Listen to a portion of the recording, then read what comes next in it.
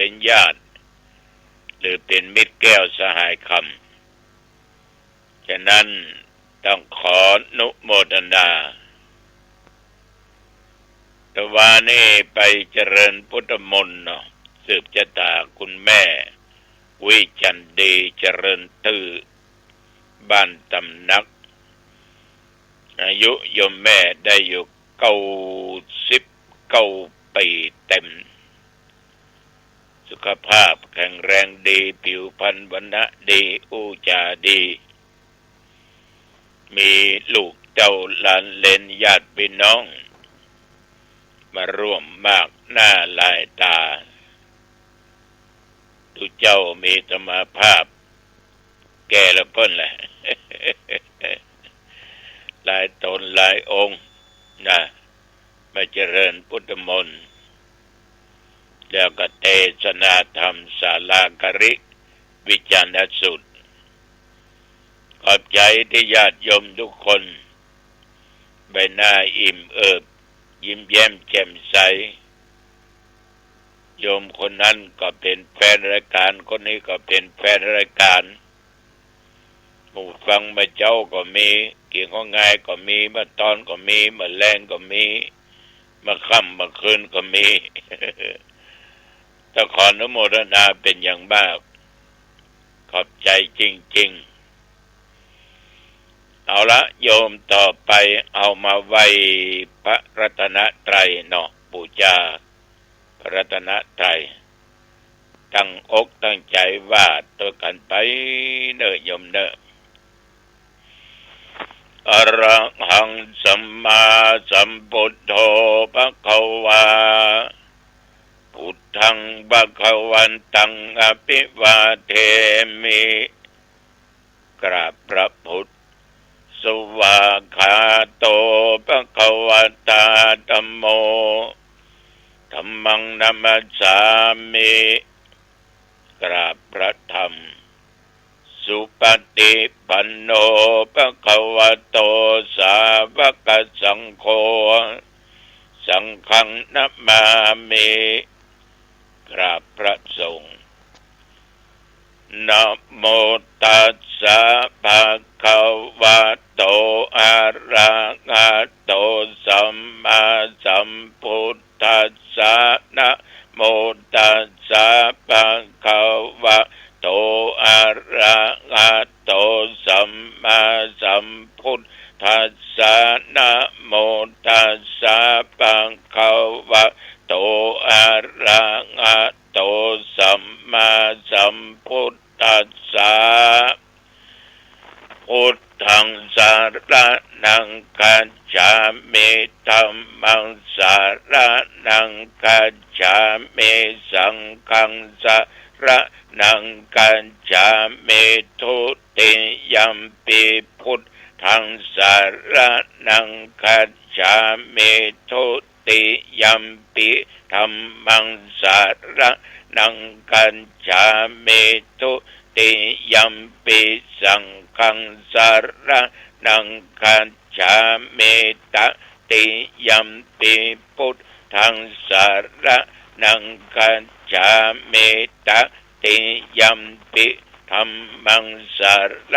นังคัจฉามิตติยัมปิสังฆังสารนังคัจฉามิอิติปิโสภะคะวะอะระหังสัมมาสัมพุทโธวิชชาจารณะสัมปันโนสุขโตโลกวิทูอนุตตโรปุริสธรรมสารถิสัทธาเทวมนุษย์สานังพุทโธภควาติยันตุนิมิตังอาภะมังคลัญจาโยจะมะนาโพสะกุณาสัสสะโทปะปะกะโหตุสุปินังอากันตังพุทธานุภาเวนะวินาสเม นตุสวากขาโตภะคะวะตาธัมโมสันติติโกอากาลิโกเอหิปัสสิโกโอปันนะยิโกปัญญาตังเวทิตาโพวินยูหิติยันตุนิมิตังอาวะมังคลัญญาโยจามะนาโป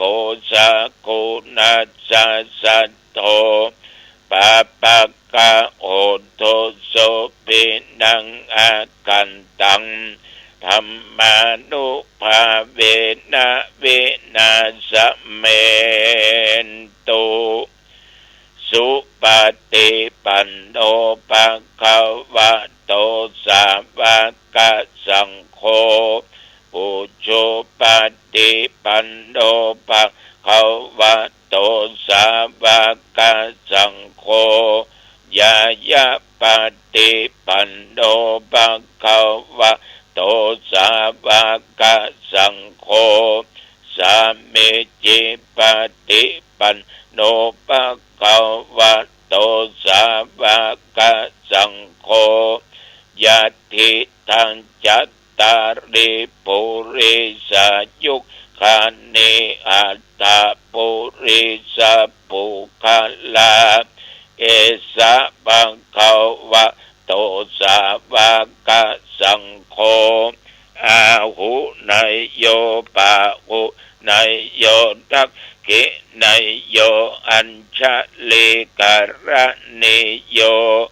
อนุตตรังปุญญเกตังโลกัสสาติยันตุนิมิตังอาวะมังค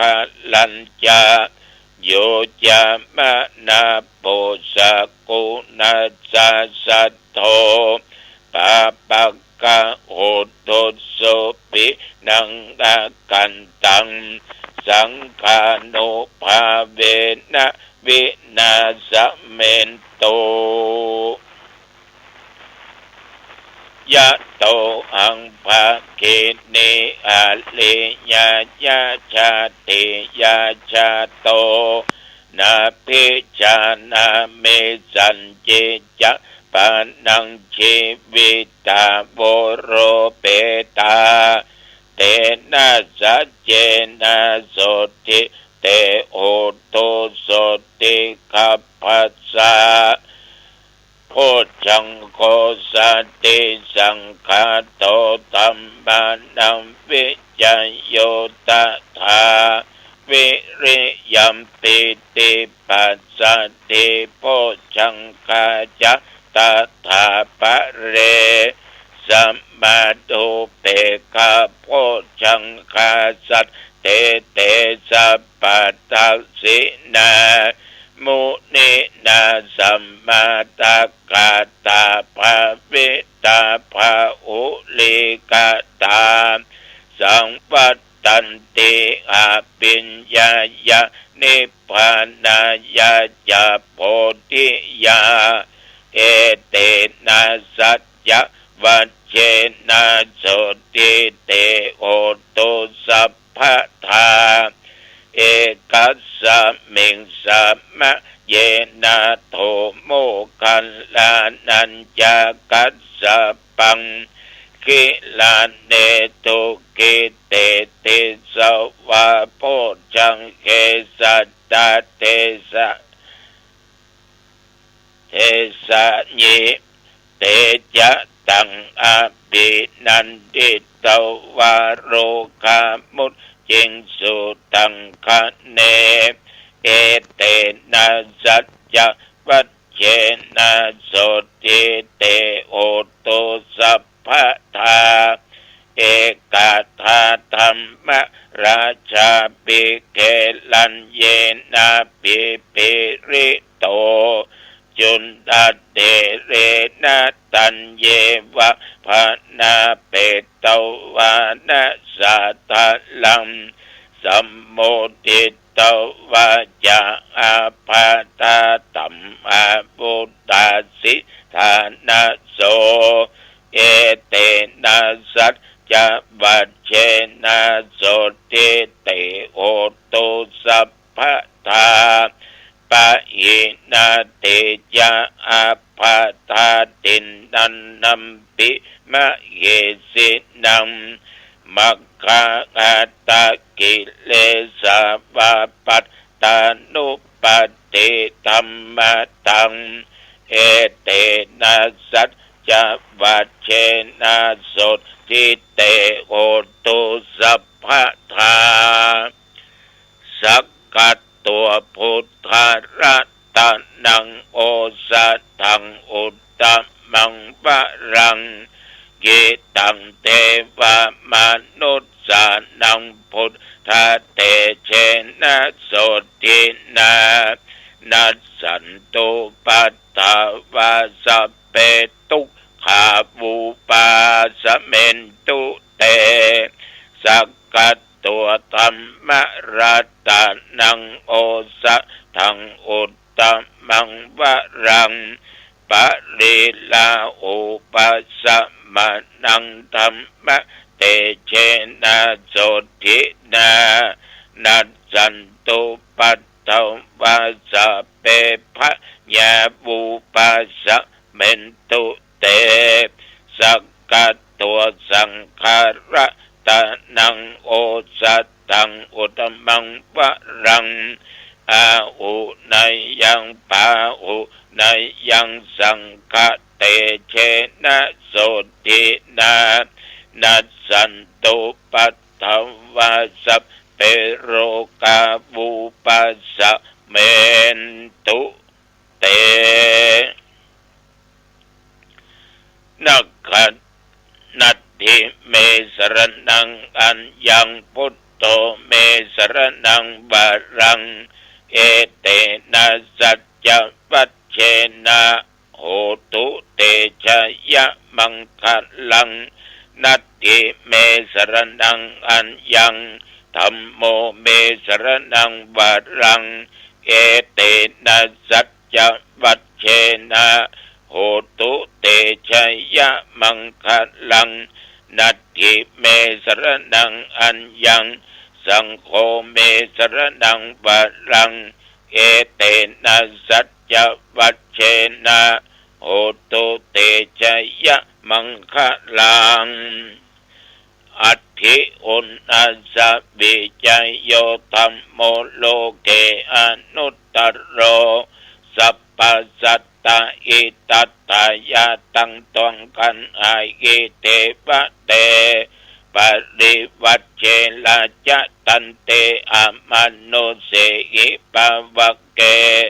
พยัคเขนะเกวิเสภูเตอะกัลละมะระเนนะวาสัพพสัมมามะระนามุตตุตะปิโตกาละมะริตัง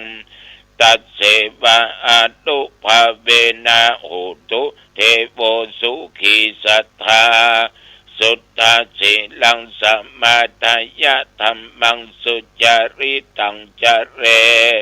ตัสเสวะอะนุภาเวนะโหตุเทโวสุขีสัทธาลิขิตังจินติตังปุจังธารนังวัจนังครุงปะเรสังเตสนังสุตัวตัสสะอายุปวัตติติภวัตุสัพพะมังคลังรักขันตุสัพพเทวตาสัพพะพุทธานุภาเวนะสัทธาสุธีภวันตุเตภวัตุสัพพะมังคลังรักขันตุสัพพเทวตาสัพพะธัมมานุภาเวนะสัทธาสุธีภวันตุเตภวัตุสัพพะมังคลังรักขันตุสัพพเทวตาสัพพะสังฆานุภาเวนะสัทธาสุธีภวันตุเต เอเอเอเอโดยบทพุทธานุภาพธรรมานุภาพสังฆานุภาพบทสาธยายมนต์อันศักดิ์สิทธิ์โพชฌังคะปริตยันตุนิมิตตังบทสกัดตัวและอุณัสสวิจัยโยมนต์อันศักดิ์สิทธิ์เหล่านี้จงมาปกป้องคุ้มครองรักษายังตนตัวข้าพเจ้าและญาติโยมยิงใจท่านผู้ฟังทั้งหลายแม่นตนข้าพเจ้าและญาติโยมเจ็บไข้ได้ป่วยตะรงโรคาเปียติอย่างร้ายอย่างหนักในสรีระร่างกายทุกส่วนทั้งภายนอกและภายในขอเดชานุภาพคุณแห่งพระพุทธพระธรรมพระสงฆ์มนต์อันศักดิ์สิทธิ์เหล่านี้จงมากำจัดโรคภัยไข้เจ็บโรคาเปียติอันร้ายอันหนักในสรีระร่างกายถึงภายในภายนอกขออันตรธานหายมีสุขภาพกายใจอันแข็งแรงแม้นว่าตนข้าพเจ้าและญาติโยมเดินทางไปเหนือใต้ทุกออกไกลไปของมีใจกลับมาก็มีโชคมีลาภปราศจากอุปัติภัยต่างๆโลกาภัยตลอดจนวาตภัยอุทกภัยอัคคีภัยอย่าได้มากำมากายมีสติปัญญาบัตั้งตัวตนอยู่ในความประมาทจำเริญด้วยกิจการงานการค้าการขายญาติโยมได้กำไรนักปันล่ำปันโรยมั่งมีสีสุขเจริญหน้าที่การงานอายุวันโนสุขังปะลังกรมอุตุได้ประกาศบอกตักเตือนระวังระวังพายุโซนร้อนได้ถึงฝนถึงใบเห็บกันนำเป็นที่แต่ว่าทั้งบ้านปงหางดงก็ตกหรอกถึงเมื่อคืนแมลงมาก็ยังลงมิดมัดแต่หนองตองไม่มีฝนตกที่อื่นมีเนอะญาติโยมท่านทั้งหลายระยะนี้อลหม่านกันน้อยวิ่งไปเสาะเติมน้ำมันกันจนเป็นเรื่องเป็นราวกันตะวันนี้ตั้งแต่เจ้ามาจนถึงปัจจุบัน24 ชั่วโมงญาติโยมก็บุญมีตุเจ้าก็บุญมากเลยรอดมาได้และอยู่ต่อไปเพื่อคำจูบวรพุทธศาสนา120 ปียิ่งขึ้นไปเหมือนกันยุคผู้จุคนเพราะว่ากินก็ง่ายไปก็ดังกล่าวไปสวดเจริญพุทธมนต์สืบชะตาเพื่อแม่จันดีเจริญตุยบ้านตำนักฉันเป็นแล้วกลับมาวัดมาวาก็บ่ได้ไปไหนอยู่กับวัดอยู่กับบาทโจรตลอดเมื่อค่ำเมื่อคืนเขาก็แจ้งข่าวบอกมาว่าสาธุเจ้าเทนวัดป่าไผ่โดยสะเก็ดได้ถึงแก่มรณภาพไปญาติโยมอายุอานามเปิ้นได้ประมาณ78 ปีวันนี้เวลาบ่าย3 โมง 4 โมงน้ำหลวงอาบศพฉะนั้นพระจะเอาสรีระร่างกายจากโรงพยาบาลมหาราชเชียงใหม่มาตั้งบำเพ็ญกุศลที่วัดป่าไผ่โดยสะเก็ดเนื้อไผ่ไปอุจักท่านสาธุเจ้าก็พากันไปสำหรับอาตมาภาพหลวงพ่อถ้ารถมันมีไปก็จะไปมีไปก็ไปแต่ในวันที่21 เวลา 20 นาฬิกาเมื่อคืนก็ถึงจะได้ไปเทศน์ที่วัดป่าไผ่โดยสะเก็ดสาธุเจ้าเทนเป็นได้จากไปคุ้นเคยกันดีการเคารพนับถือกันเกิดไปเกิดมาญาติโยมเพื่อนฝูงคนอุจักก็จากกันไปกำตน2 ตน 3 ตนปีนี้ไปหลายตนหลายองค์มันดึงแป๊ดเอาไปแป๊ดเอามาเนาะ สักวันนะ40 ปีนะมันจึงจะมาตึงเอานะ เนี่ยความตายเกิดได้ทุกคณะโรคภัยก็เจ็บเกิดขึ้นได้ทุกตนทุกองค์ทุกผู้ทุกคน ฉะนั้นก็พอดีอยู่ในความประมาทเนอท่านทั้งหลายวันพรุ่งนี้ปะกันที่บ้านดงห่างดงเนอเวลา19:30 น.แล้ววัดบ้านดงนี่เพิ่นก็มีโปรยหลวงด้วยนะเพิ่นมีโปรยหลวงเพิ่นจะตานอย่างวันที่20นี่ละเป็นต้นไปฉะนั้นศรัทธาสาธุชนผู้ใจบุญใจกุศลไปร่วมกันฟังเทศน์ฟังธรรมได้วันที่18ที่20ปณิมนต์ตุเจ้าไปเจริญพุทธมนต์กัน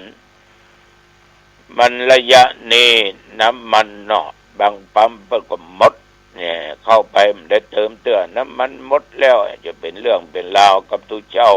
ขับกิจไปนิมนต์ขับกิจนิมนต์ไปสวดไปอย่างเงี้ยแล้วก็ด่ามาก็ลงมาตุเจ้าหันแก่ซองตุเจ้าหันแก่ได้มาค้ำมาเขเจ้าบ้านเนี่ยแตะเหี่ยวว่าก็ยังบัดเตียวไปเป็นจะได้โอ้เป็น10 กิโล20 กิโลตุเจ้าเตียวไปสวดไผว่าสักเตื้อพอบ่เข้าใจกันเนาะทุกอย่างอยู่ด้วยกันต้องรู้จักยืนยูนเข้าใจกันทุกคนเนี่ยญาติโยมมันมีฤทธิ์บ่มีเดชนะถ้ามีฤทธิ์มีเดชจะเหาะนะจะไปเทศนั่นก็จะเหาะไปเทศนั่นก็จะซ่านไปมันบ่เป็นไปได้ฉะนั้นญาติโยมในโลกนี้ชีวิตเอาอยู่ร่วมกันมาบัดจ้าบานานมันถึงจากกันไปอยู่ด้วยกันอักขันแปลงกันสมัครสมานสามัคคีกันบ่ต้องไปว่าหยังกันบ่ต้องไปดุไปด่าว่าหยังคือกันบ่ต้องไปแข่งแย่งกันเพราะชีวิตคนเราต่างคนต่างตั้งหน้าตั้งตาทำหน้าที่ของตัวเองให้ดีที่สุดเอามีหน้าที่อย่างใดทำไปเอาเป็นผู้นำครอบครัวก็ทำหน้าที่ให้ดีเอาเป็นแม่บ้านก็ทำหน้าที่ให้ดีเอาเป็นลูกเป็นเต้าก็ทำหน้าที่ให้ดีเป็นตุเจ้าพระนายก็ทำหน้าที่ของตัวของตนให้ดีเอาอยู่ด้วยกันในสังคมว่าหน่วยงานราชการถ้าทุกคนรู้จักหน้าที่รู้จักหน้าที่ของตัวเองแล้วญาติโยมมันถึงอยู่ม่วนมันถึงอยู่ได้ถ้ามัวแข่งมัวแย่งกันกูว่ามึงว่ากูน่ะ มันไปทางหน้าได้ยากไปทางหน้าได้ยากฉะนั้นญาติโยมจะมาเตือนตลอดว่าให้มีสติคุมจิตคุมใจมันเกิดปัญญาบ่ตั้งอยู่ในความประมาทเปิ้นว่าคนเฮาเนี่ยเป็นพี่เป็นน้องญาติกาวงศาเนี่ยคำเปิ้นว่าโลกอยู่ใกล้กินสักมองอยู่ไกลกินของฝากอยู่ใกล้กินสักมองมันตึงแต่ญาติพี่น้องนี่ถ้าอยู่ด้วยกันในบ้านเดียวกันหรือว่าหมู่บ้านติดกันนี่นะมันหันกันเชื่อเนาะมันเคยเคยปกเคยปะกันก็เดี๋ยวก็เกิดเรื่องละมันหูน้ำปืนกันล่อก็เดี๋ยวเกิดเรื่องละไอ้ความหันแก่ตัวเกิดขึ้นก็เดี๋ยวก็กันมาเข้ากันเถียงกันก็เดี๋ยวก็สากมองมาละดุนหลัวมาละอันนั้นอันนี้มาละลุบลับทำร้ายร่างกายกันแทงกันบุกกันยิงกันตายเนี่ยอยู่ใกล้เนี่ยได้กินสากมองนะถ้าอยู่ไกลกันนี่กินของฝากโลมันอยู่ต่างจังหวัดเนี่ยเหมือนมันมาติ้วเข้าบ้านมาซื้อมันยมชีดพ่องซื้อขนมพ่องซื้อลาบมาพ่องซื้อก๋วยเตี๋ยวพ่องซื้อขนมหม้ออะไรต่างๆนานามาฝากมาอย่างเอาเมินมานี่กันม่วนฟังปิดตัวนะวะฟังปิดตัวแรงนี่จะลาบนะเนี่ยได้กินลาบตัวอยู่ไกลได้ถึงของฝากได้เลี้ยงกันถึงลาบถึงหยังสนุกสนานสังสรรค์อากันม่วนแต่ถ้าอยู่ใกล้นี่มันถึงกินสักมองแต่ภายในครอบครัวขนาดผัวกับเมียก็เดี๋ยวก็หวดกันละก็เดี๋ยวก็เป็นผัวเพศเมียผีเป็นผัวยักษ์เมียบ้านลำปามถึงลูกถึงเต้าหอเฮือนที่อยู่ที่อาศัยเหมือนหม้อนาโฮกเนาะแต่ถ้าเพิ่นมีศีลมีธรรมนี่เขาเหมือนขึ้นสวรรค์เนอะผัวก็ม่วนเมียก็จ๋าหวานลูกเต้าก็เคารพพ่อแม่ต่างคนก็นับถือกันเคารพกันต่างคนต่างก็ทำหน้าที่ของไผของมันพ่อมันก็ทำหน้าที่พ่อมันดีแม่มันก็ทำหน้าที่แม่มันดีลูกเต้าก็ต้องหูว่าเป็นลูกเป็นเต้าสมควร ช่วยพ่อแม่อย่างใดตอบแทนพ่อแม่อย่างใดอู้จ๋าพ่อแม่ดีๆการเคารพนบนอบต่อพ่อต่อแม่ผู้กำเนิดผู้เกิดผู้ให้ชีวิตมาอย่างครอบครัวนั้นมีความสุขถึงจะบรรบรวยก็มีความสุขมีเงินเป็นมูกี่ล้านกี่สิบล้านเป็นร้อยล้านก็เดียวก็สากมองมาก็เดียวก็จานบินก็เดียวก็ถ้วยบินก็เดียวอันนั้นอันนี้เป็นหมูเป็นหมาเป็นเง่าเป็นเสื้อเป็นวอกเป็นก้างกูด่ามึงด่ากูปตทโมสังคมมันก็เหลือหม้อนรกกันค่ะไฟนรกมันลุกเปลวมันหอนเลยเนาะโว้โว้ฉะนั้นญาติโยมคำที่เป็นว่านะมันถึงแตะเนาะอยู่ไกลกินของฝากอยู่ใกล้กินฉากมอง มันถึงแต่เนาะบอกว่าครอบครัวญาติโยมอบอุ่นดีเนาะอบอุ่นดีฉะนั้นญาติโยมท่านทั้งหลายคนเฮาเนี่ยจะไปหันแก้ตูจะไปว่าอย่างนี้กันก้อยอู้ก้อยจ๋าจะไปเอาวิโตตัวใหญ่บัดใดไปพอเปิ้นเนี่ยอย่างบัดถูกสักลายมีก็มันคนเดียวถูกเปิ้นอู้อย่างมาผิดหมดมันอู้นี่ถูกเปิ้นทำอย่างผิดมันทำนี่ถูกทั้งที่มันทำบาถูกมันก็ว่ามันถูกมันอู้ผิดมันก็ว่ามันอู้ถูกอย่างนี้นักแก่เนอะอยู่ด้วยกันนี่มันต้องมีความสุขเอาละวันนี้ตุเจ้าขอฝากไว้แค่นี้เนอะอายุวันโนสุขังพลังพบกันใหม่โอกาสหน้า